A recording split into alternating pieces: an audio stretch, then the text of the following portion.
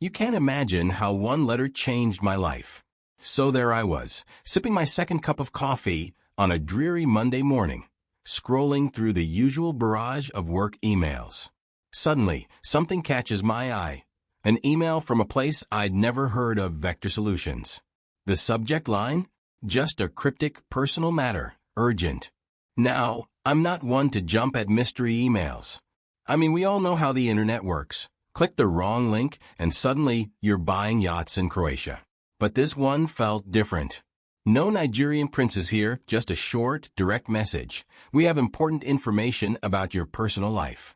Visit our office at the following address. No appointment necessary. Personal life? My brain immediately conjured up wild scenarios. Maybe it's an elaborate prank? Or maybe it's work-related, something corporate. But deep down, I had this gnawing feeling that it wasn't about my job. Lately, things at home had been off. Emily, my wife of 10 years, had become distant.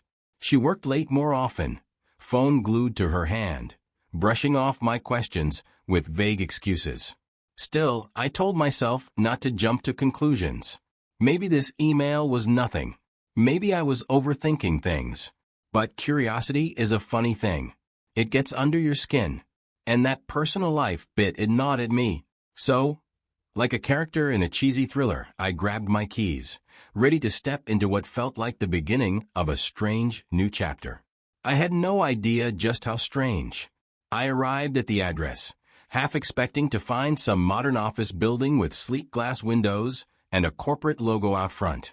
What I got instead was, well, a dump. The place looked like it hadn't seen a maintenance crew since the 80s. Flickering fluorescent lights, peeling wallpaper, the whole eerie package. It felt more like the setting for a horror movie than an agency offering to help with personal matters. Standing outside the door labeled Vector Solutions, I hesitated. Every instinct screamed at me to turn around and leave. But again, there was that nagging feeling, that little itch I couldn't scratch, the one that whispered, what if there's something to this? What if you're not just paranoid? With a deep breath, I pushed open the door. Inside, the contrast was startling. A polished receptionist sat behind an immaculate desk. The air was cool and calm, and she greeted me with a warm smile, almost too warm, given the crumbling hallway I'd just walked through. "Mr. Reynolds, right on time," she said, as if I had an appointment, though I hadn't even confirmed I was coming. Her knowing tone immediately put me on edge, but I nodded anyway, trying to keep my cool. "Mr. Harrison is expecting you," she continued, standing up and gesturing toward a door marked with the same name. She opened it with a practiced, fluid motion, and I stepped inside. The man who greeted me looked like he'd stepped right out of a detective novel. Tom Harrison, mid-40s, sharp suit, and a gaze that cut through the air like a knife. He didn't waste a second on pleasantries. "Jack, I'm just going to get straight to it. Your wife, Emily, is having an affair." My heart nearly stopped. I almost laughed, convinced this had to be some kind of mistake or, worse, an elaborate scam. I mean, Emily, my wife of 10 years?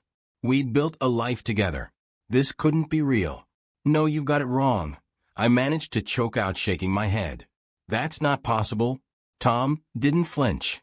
He simply slid a file across the desk. Grainy photos spilled out, photos of Emily with a man I didn't recognize. They weren't exactly crystal clear, but the details were enough to plant that seed of doubt in my mind. The man? Mark, her senior colleague, the one she'd always referred to as just a work friend. He continued, showing me more. Text messages, recordings of their meetings at cafes, even a couple of late-night hotel visits. I felt like someone had punched me in the gut. Still, my mind resisted. I didn't want to believe it. "Look, we've been together for a decade," I muttered, still in denial. There's got to be some explanation for this. But deep down, the wheels were already turning. Emily had been acting strange for months, secretive, late nights at work, brushing off my questions with those hollow reassurances. I thought it was just work stress. Now, I wasn't so sure. The seed of doubt was planted. And no matter how hard I tried to brush it off, I couldn't stop thinking about those photos, about the texts, about Mark. I left that office feeling like the ground had shifted beneath me. The walk back to my car felt endless, each step heavier than the last. I tried to rationalize, to push the images out of my mind. Maybe it was all a misunderstanding. Maybe this Tom Harrison guy was just some professional scam artist, feeding off vulnerable people like me. But then again, why had Emily been so distant lately? Why had her phone, which used to sit on the coffee table during movie nights, become an extension of her hand? And why, every time I asked about work, did she seem to get defensive, like I was prying into some deep, dark secret? As I drove home, I replayed every conversation, every moment where things didn't quite add up. There was that one night not too long ago. She had come home late, claiming to be exhausted, barely muttering a word before slipping off to bed. Her phone buzzed the entire time. When I asked who was texting so late, she brushed me off with a casual, "Just work stuff, Jack. Go to sleep." At the time, I had let it go. After all, work had always been busy for her. But now it all seemed suspicious. When I got home that evening, Emily was already there, sitting at the kitchen table with her laptop open. She looked up and smiled, that same familiar smile she'd given me for years. But now it felt hollow. "How was your day?" she asked, her voice light, casual, as if nothing was wrong. "Fine," I mumbled, staring at her, studying every detail, every subtle shift in her expression. I wanted to ask her, confront her right then and there, demand the truth. But I couldn't. Not yet. Not without knowing, for sure. So instead, I played along, going through the motions like it was any other day. For the next few nights, I found myself watching her more closely, how she avoided eye contact, how she seemed more preoccupied with her appearance, how her phone was always face down on the table, never in sight for too long. And the late nights? They kept coming. "Work is crazy right now," she'd say, kissing me on the cheek before slipping out the door. Doubt gnawed at me like a relentless itch I couldn't scratch. I tried to convince myself that I was overreacting, that maybe the pressures of her job were getting to her, and this so-called evidence Tom had shown me was just a coincidence. But I couldn't shake the feeling that something was wrong, something big. Finally, I gave in to the doubt that had been eating away at me. I called Tom again, asking if he could keep digging, gather more proof, something clearer, something undeniable. He didn't hesitate. "You sure you're ready for this, Jack?" Tom asked, his voice serious. "Once we cross this line, there's no going back." I hesitated, my heart pounding in my chest. The truth was, I wasn't ready. I wasn't ready to face what might be waiting on the other side of this investigation. But at this point, what choice did I have? The uncertainty was tearing me apart. "Do it," I said quietly, sealing my fate. "Find out everything." It was like living with a stranger, but not just any stranger. The kind that mysteriously stays late at work, while simultaneously transforming into a runway model at 7 a.m. every morning. One day, she's suddenly wearing perfume just to head to the grocery store. Who does that? I mean, I can't remember the last time I put on cologne, and here she is spritzing Chanel No. 5 to buy some milk. Really, Emily? Milk. And let's not even talk about her phone. That thing was glued to her hand, like it contained state secrets. It was always buzzing, and each time it did, she'd look at it like it was giving her life-altering revelations. Or maybe it was Mark texting her, "Miss you, babe. Let's spreadsheet again soon." I was almost tempted to ask her, "So, what's Mark's favorite color? You guys close enough for friendship bracelets yet?" But no, instead I just kept things civil, nodding like an idiot while she rambled on about work. Because, of course, we all know late-night budget meetings require perfect winged eyeliner. The worst part? I had become that guy. You know the one. The one who pretends everything's fine, smiling through clenched teeth, while secretly spiraling into full-on detective mode. I started noticing the smallest things, like how she'd avoid sitting next to me on the couch. Suddenly, watching Netflix together turned into her sitting on the edge of her seat, like she was ready to bolt the second the credits rolled. Not exactly the warm, domestic vibe we used to have. Meanwhile, I kept asking myself, how did we get here? Once upon a time, I was the cool husband, the one who built things, dreamed big, and didn't spend his evenings obsessing over his wife's texting habits. But now? Now I was an honorary member of the Paranoid Spouses Club, founded circa 10 minutes ago by yours truly. And while Emily was off doing God knows what with Mark and his corporate synergy, I found myself in the middle of my own existential crisis. I realized I hadn't built anything for myself in years, not a bike, not a project, nothing. My passion for engineering had faded into spreadsheets and meetings. Somewhere along the way, I had morphed into a boring, desk-bound version of myself. The same guy who once spent weekends fixing up old motorcycles was now avoiding emotional breakdowns by memorizing conveyor belt specs at work. Classic avoidance. But hey, why deal with your crumbling marriage when you can drown yourself in productivity apps and pretend everything's fine? I mean, who needs therapy when you have task lists? Still, that gnawing feeling in my gut wouldn't go away. Something had shifted between us, and whether it was my fault or hers, or both, didn't matter. I had to know the truth, and I knew Tom was out there, gathering more dirt. The question was I ready to hear it? Weeks passed, and Tom Harrison delivered. Boy, did he deliver. I was sitting at my desk, trying to lose myself in another thrilling meeting about conveyor belt load capacities, when I got the call. Tom's voice on the other end was calm, almost too calm, like a doctor about to give you bad news. We've got the proof, he said. You should come in. My heart plummeted. Proof? That word echoed in my head like a bad song on repeat. This was no longer just suspicion or paranoia. This was real. And I wasn't ready for real. When I arrived at Vector Solutions, Tom handed me a folder. He didn't say much. His face did all the talking. I sat down and, with shaky hands, opened it. Photos, clear as day. Emily and Mark leaving a hotel together. The timestamps were there, confirming everything. No more grainy images, no more shadows I could explain away. Just cold, hard reality. If that wasn't enough, there were text messages too, real poetic stuff. Can't wait to see you tonight, babe. Last night was amazing. Oh, so now we're doing pet names, Mark? Fantastic. It was like reading the script for a terrible soap opera, only this time the cast included my wife, and some guy who probably still used too much hair gel. Then came the kicker, a video of them laughing together, walking into the hotel arm in arm like they were on some romantic getaway. I felt sick. My stomach churned as I watched, my grip tightening on the folder. It wasn't even the intimacy that hurt the most, it was the ease, the comfort between them, like this was their routine. Like I was the outsider in my own marriage. Tom sat quietly across from me, giving me space to absorb it all.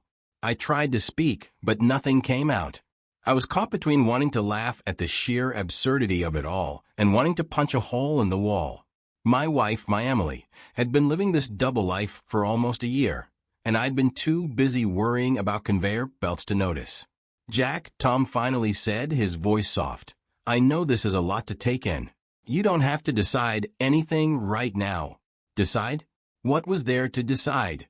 The reality was right there in front of me, in black and white, with a video for good measure. And yet, I couldn't quite process it.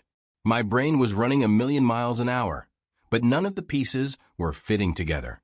As I sat there in stunned silence, something shifted. The anger bubbled up, sharp and hot. But there was something else too, a kind of clarity, like the fog had finally lifted. The betrayal was real. I couldn't pretend anymore. Tom handed me a glass of water, which I took without even realizing. I stared down at the folder, wondering what the hell I was supposed to do now. Confront her? Continue living in this facade a little longer? The thought of seeing Emily, knowing everything, terrified me. Because once I said it out loud, once I showed her what I knew, there'd be no going back. The illusion would be shattered forever. I gulped down the water, set the glass on the table, and stood up. Tom watched me closely, not pushing, just waiting for me to make a move. I'll handle it, I said, though my voice barely sounded like my own. Thanks for everything. Tom nodded, his expression sympathetic but professional. We're here if you need anything else, Jack. Good luck. As I left the office, my mind raced. It was like the ground beneath me had fallen away, and I was standing at the edge of a cliff, unsure of which way to jump. But one thing was clear. I couldn't keep pretending everything was fine. I didn't waste time. That evening, I set up a quiet dinner at home. Nothing fancy, just enough to create the illusion of normalcy before dropping the bombshell. Emily came home around 7, right on schedule, looking polished as always. No sign of guilt, no awkwardness, just the same breezy smile she'd been giving me for months. "Hey, dinner," she asked, raising an eyebrow as she took off her coat. "What's the occasion?" I shrugged. "Just thought we could use some time to talk." We sat down at the table. I kept the conversation light at first, asking her about work, listening to the same vague stories about meetings and reports. Then, as casually as I could, I reached into my bag and pulled out the folder Tom had given me. "Got something you should see," I said, sliding it across the table. Emily looked confused at first, like she couldn't quite place what this was. She opened the folder, and for a moment, her face was blank. Then, as the photos and text sank in, her expression shifted. Her eyes widened, and for once, she didn't have a quick, breezy answer.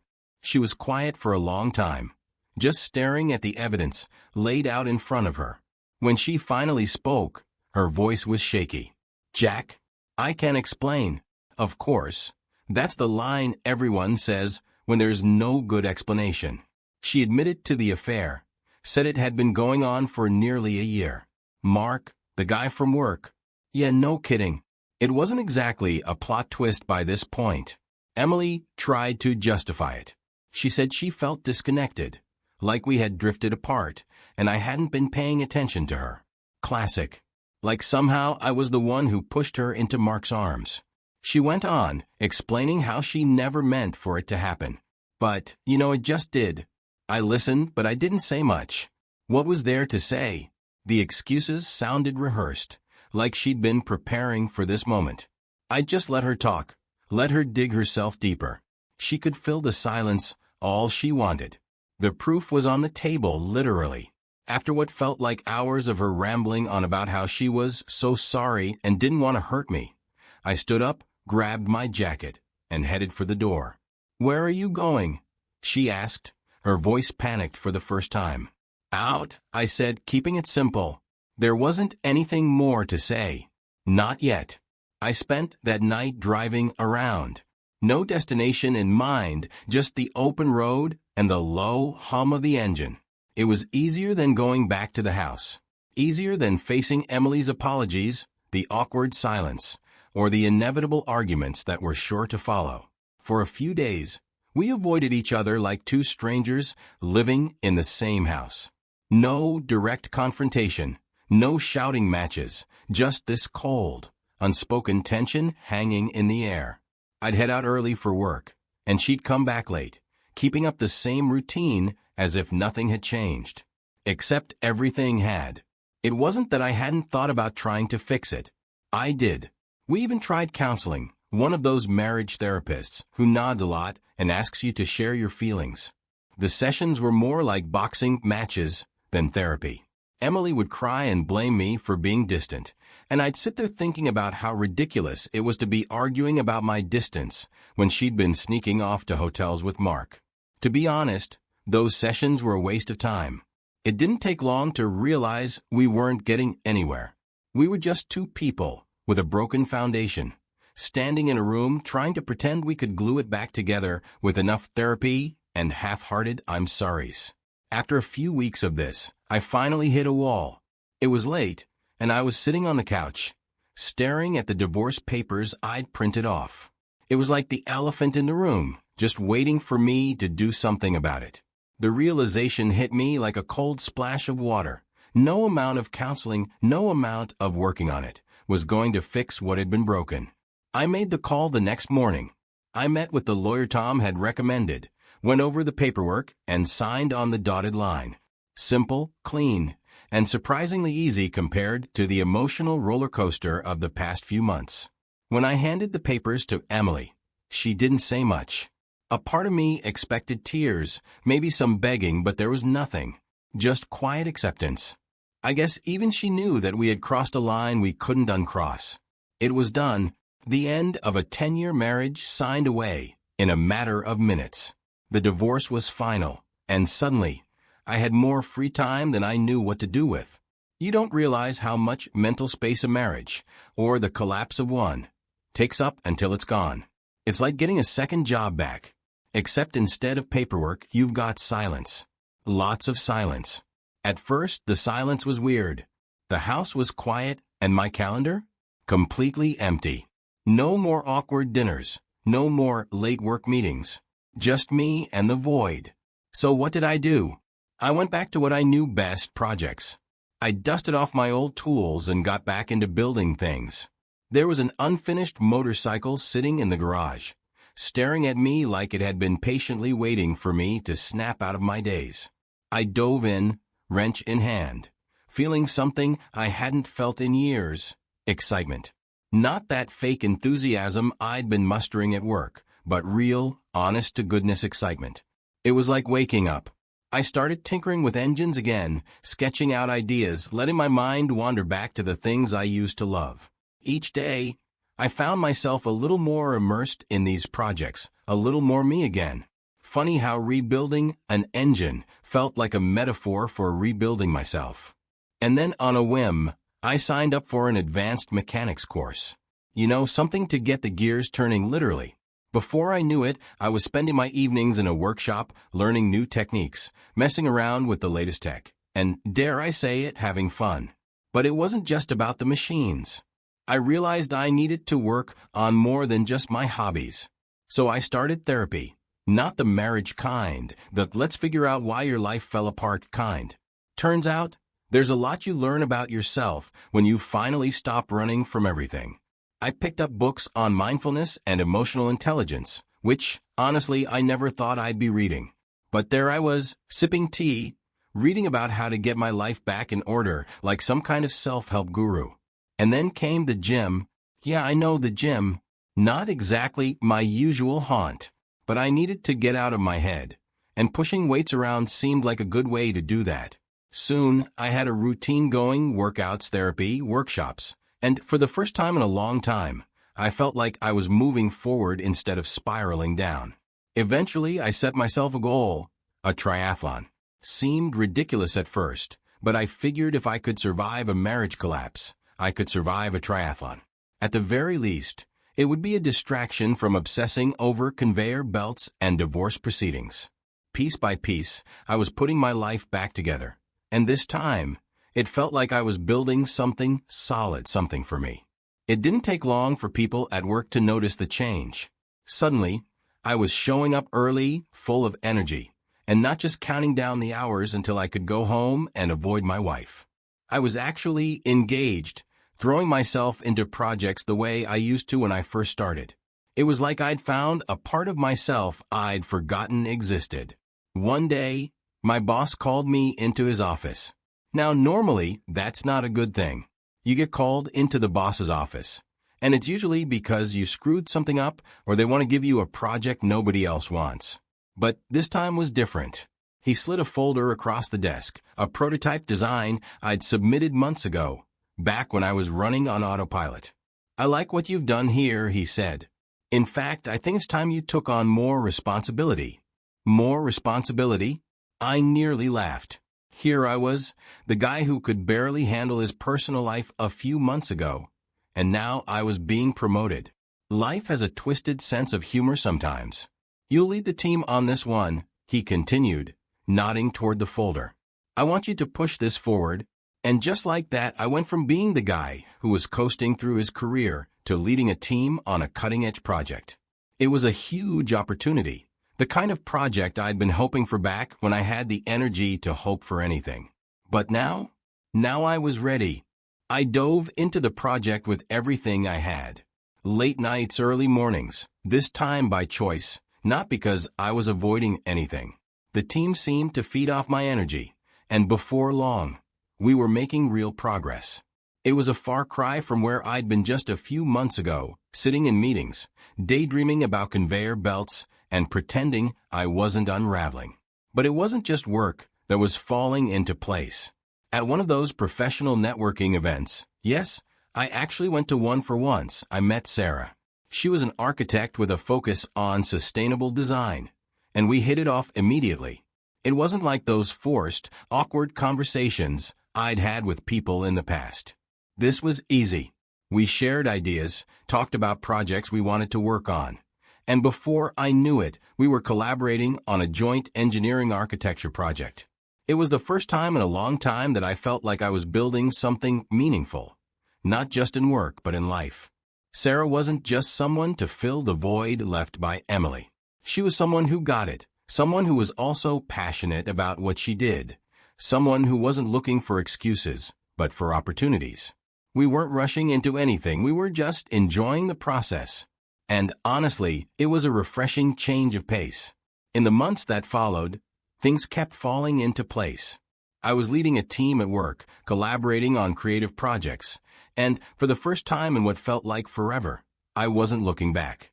My life was finally my own again. A year after that fateful email, I found myself standing at the starting line of a triathlon. Yeah, you heard that right, a triathlon. Me, the guy who used to avoid stairs whenever possible, was about to swim, bike, and run my way through a race like some sort of overconfident weekend warrior. Sarah was there, cheering me on from the sidelines, her smile giving me that extra boost I didn't know I needed. The gun went off, and suddenly, I was in motion. Stroke after stroke, I pushed through the water, the rhythm almost meditative. As I swam, it hit me just how much had changed in the past year. A year ago, I couldn't even face the truth about my marriage. Now here I was, doing something that seemed impossible back then, moving forward. The bike ride was brutal, but the good kind of brutal, the kind where you feel every muscle in your body working, reminding you that you're alive. And the run? Well, let's just say I wasn't exactly Usain Bolt, but I wasn't collapsing either. Each step felt like a victory, like I was running away from the old me and sprinting towards something better. As I crossed the finish line, completely exhausted and yet somehow exhilarated, I looked over at Sarah. She was beaming, and for the first time in a long time, I felt that same lightness. It wasn't about completing the triathlon, though that was a nice bonus. It was about everything that had come before it, every decision, every challenge, every hard conversation. The truth was, that email from Vector Solutions had been the start of something I couldn't have predicted. It wasn't just about Emily's betrayal or the collapse of our marriage. That was just the spark. The real story was how I had managed to rebuild from the ashes. Piece by piece, I had put my life back together, not because I had to, but because I chose to. And now I was leading a team at work, collaborating on exciting projects, and building a life with someone who shared my passion and respect for the process. Things weren't perfect, but they were real. And, for the first time in a long time, I was okay with that. As Sarah wrapped her arms around me at the finish line, I couldn't help but smile. The past year had been a wild ride, no doubt about it. But if it had taught me anything, it was this. Sometimes, you have to lose yourself completely before you can figure out who you really are. And right now, I was pretty damn sure I was exactly where I needed to be.